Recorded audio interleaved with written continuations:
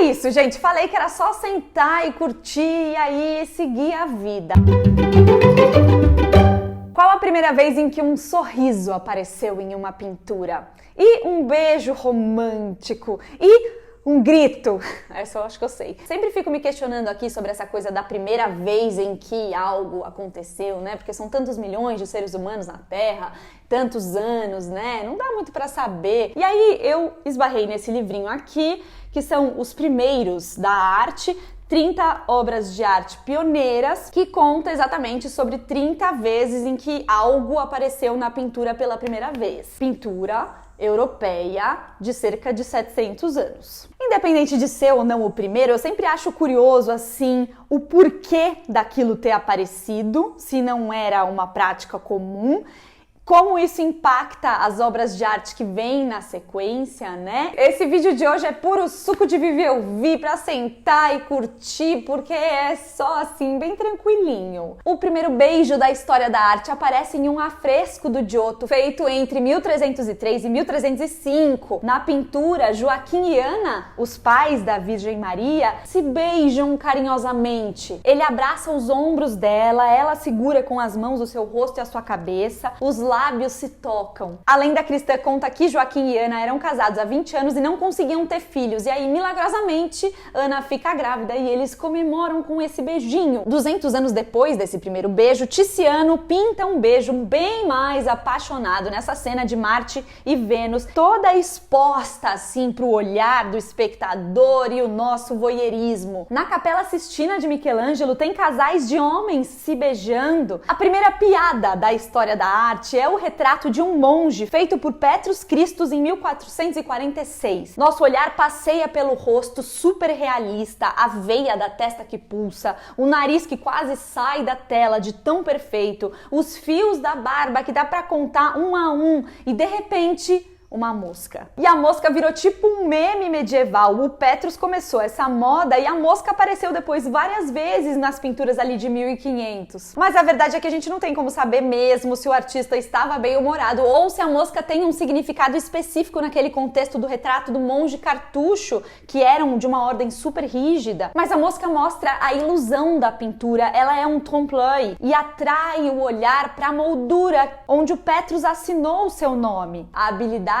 do artista não é ignorada. E tem essa lenda urbana de 200 anos antes que o Giotto pintava moscas para enganar o Cimabue, seu mestre, e diz que o Cimabue ficava assim espantando as moscas pintadas. O primeiro sorriso da história da arte não é da Mona Lisa, mas sim de um jovem pintado por Antonello da Messina em 1470. Não existia isso de sorrir em um retrato que era para dar importância para a pessoa que estava ali sendo pintada. Além disso, tem uma questão técnica, porque para a pessoa que está ali posando, segurar um sorriso por muito tempo não dá, né? Dói. E o artista vai pintar e vai ficar parecendo uma careta. No século XV, os artistas costumavam ser aprendizes de outros pintores mais experientes, mas no caso ali do sorriso, o Antonello não tinha nem onde, em quem se inspirar. E a gente não sabe quem é esse homem e se a ideia do sorriso foi do artista ou se foi um erro que deu certo. Leonardo da Vinci começou a experimentar com sorrisos 8 anos depois dessa pintura e a Mona Lisa foi pintada 30 anos depois do retrato do jovem de Antonello. A primeira imagem no espelho da história da arte é do retrato do casal Arnolfini, feito em 1434 por Jan van Eyck. Na cena, Giovanni Arnolfini e sua esposa Giovanna estão de pé em um cômodo de sua casa. Eles estão super bem vestidos com roupas caras e da moda, veludo, seda, pele. O volume do vestido da Giovanna parece que ela tá grávida, mas provavelmente não tava. Os móveis também são chiques, a decoração toda, inclusive o espelho convexo que tá lá atrás. Na pintura, esse espelho tem menos de 6 centímetros, é bem pequeno e ainda assim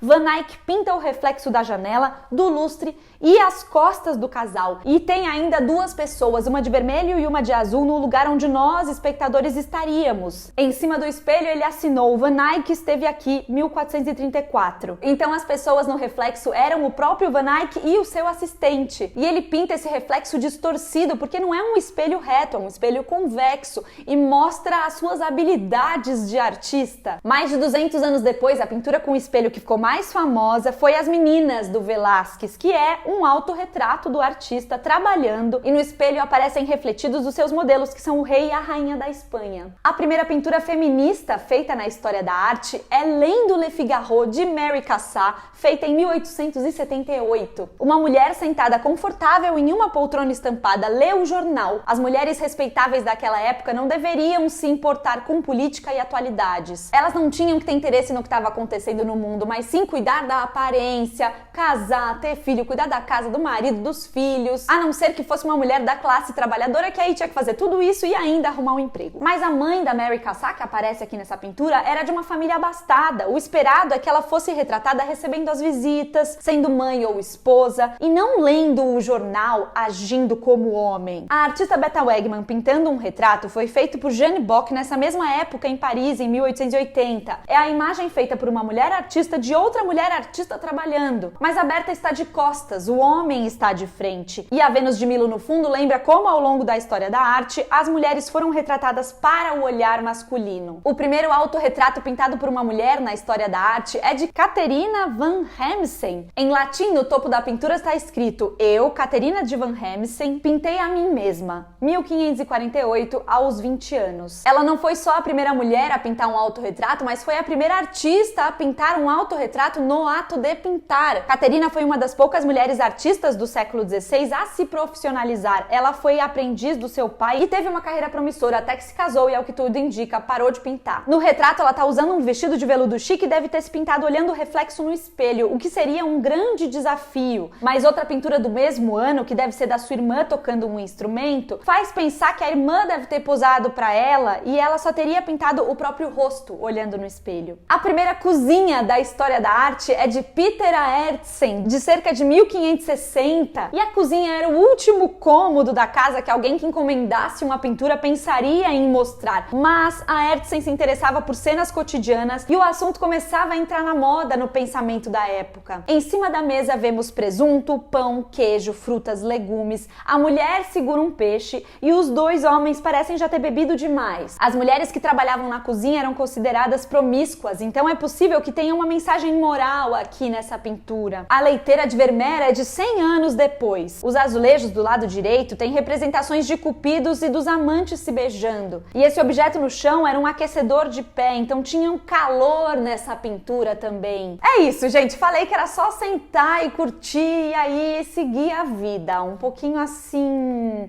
distraída. Deu pra dar uma distraída nos pensamentos, né? Esse é o livro. Eu vou deixar escritinho aqui na descrição do vídeo detalhes aí, de repente, quem quiser comprar, porque eu falei alguns poucos, né? Tem outros, são 30 pinturas no total. Legal, gostei. Beijos, até já!